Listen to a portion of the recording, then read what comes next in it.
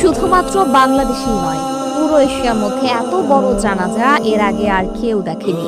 শরীফ ওসমান হাদির জানাজার মধ্য দিয়ে অবিস্মরণীয় এক রেকর্ড করল বাংলাদেশ। আমাদের দেশের সবচেয়ে বড় জানাজা বিবেচনা করা হয় প্রেসিডেন্ট জিয়াউর রহমান কিংবা আল্লামা দেলোয়ার হোসেন সাঈদীর জানাজাকে। তবে সব দিক দিয়ে পূর্বের সব জানাজাকে ছাড়িয়ে গিয়েছে ওসমান হাদির জানাজা। যদিও আল্লামা সাঈদীর জানাজা আওয়ামী লীগ সরকার ঠিকঠাকভাবে সম্পন্ন করতে দেয়নি, অন্যথায় আল্লামা সাঈদীর জানাজায় আরো অনেক মানুষের সমাগম হতো।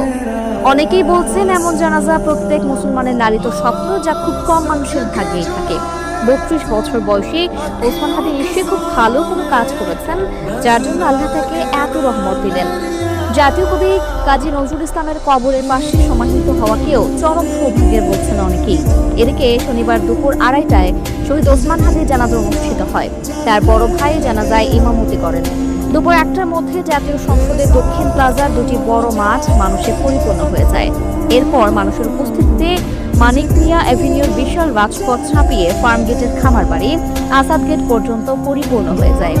ওই দিন চিনমন্ত্রী সম্মেলন কেন্দ্র পর্যন্ত ছিল মানুষ আর মানুষ। এছাড়া বিভিন্ন পেশার মানুষ তাদের সন্তান ও পরিবারের সদস্যদের নিয়ে জানাজায় উপস্থিত হতে দেখা গেছে। এ সময় তুমি কে আমি কে, হাদি হাদি, আমরা সবাই হাদি হব, এমন স্লোগান দিতে দেখা গেছে।